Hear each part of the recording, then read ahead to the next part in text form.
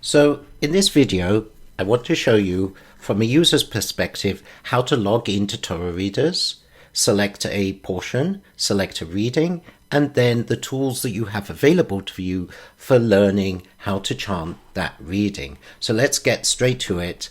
And from the Torah Readers homepage, we're going to go to the login screen. You should have your email and password already populated in the fields. Usually the browser will remember that. And I'm just going to sign in. So this is what you see as a user when you enter Torah Readers. We often suggest that you keep me logged in checkbox checked there, so that as soon as you go to the login page, instead of having to enter your credentials, it will log you straight into Torah Readers. So depending upon the options that your organization selected, you may or may not see the davening and Dvar Torah assignments up here. But if you do have the davening module, then you will see assignments up here, different services.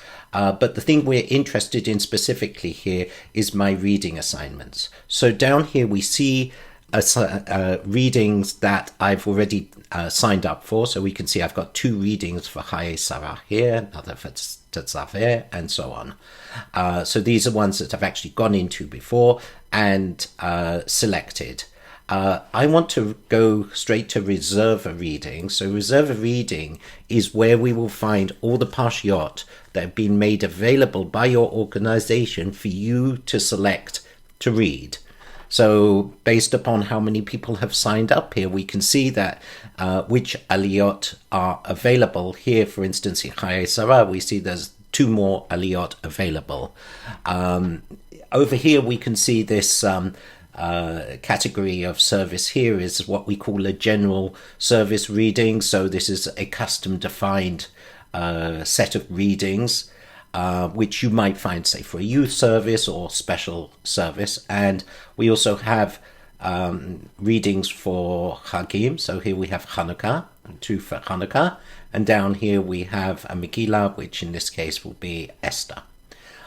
So let's focus on the parshiot here. So let's go take Parshat Vayera, for instance. So we'll click on that and we can see who signed up for readings, and we find a reading that works for us. So here's Shavi'i. We can see it's only 3 verses. Maybe that's our decision criteria, and we say claim the reading.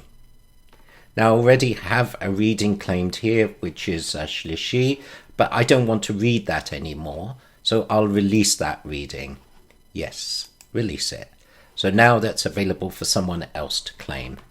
If I want to claim another reading, I just click on the reading and I get that. Your organization may limit how many readings in a single parsha you can actually select. Now, once I've selected the readings, I can actually go in there and have a look at what I'm going to read. And to do that, we click on the Torah icon over here, and that loads the tikkun. On the right-hand side, we have the text with the vowels and the trope symbols. And on the left, we have it as it appears in the Torah. There's cross-referencing here, so cross-highlighting. So we can click on one side and see the word on the other side, so we can always follow along where we are. There's some pretty good tools here for displaying, so we can increase the font size, decrease the font size, show only the Torah. This is good for practicing, or show only with the vowels, or what is standard is to show them both. One of the things that a lot of people like is to colorize the patterns, the trope patterns. These colors will be defined by your organization. They won't necessarily be the colors that you see here. And then there's other tools like highlighting the trope symbols, highlighting the vowels, and so on. There's some nice additional tools here like translating to any language, going to retrieve commentary on a specific verse, obviously printing the tikkun so you can practice it offline. And the most important thing is playing a recording. So, Triennial version. So here we have full recordings for every full and triennial reading throughout the year. We may be missing a few for Chagim, but we're gradually filling those in. So no matter what you load, there should be a full recording that fits exactly the verses that are displayed here. This control bar here allows you to speed up or slow down the recording. And yeah, that's pretty much it. So if I exit that, I come back to the screen that we saw previously, and I can go straight on to look at my next aliyah. So coming back to where we started, there's a few other options here if your organization has enabled them. The first one is to join a minyan. So sometimes your organization will define different minyanim, and you can register to join those minyan, which just lets the organizers know that who'll be attending the minyan. And if you have the davening module, then there'll be different services that are published through this module, and you can open these up and choose from one or more of the options that have been made available for you in this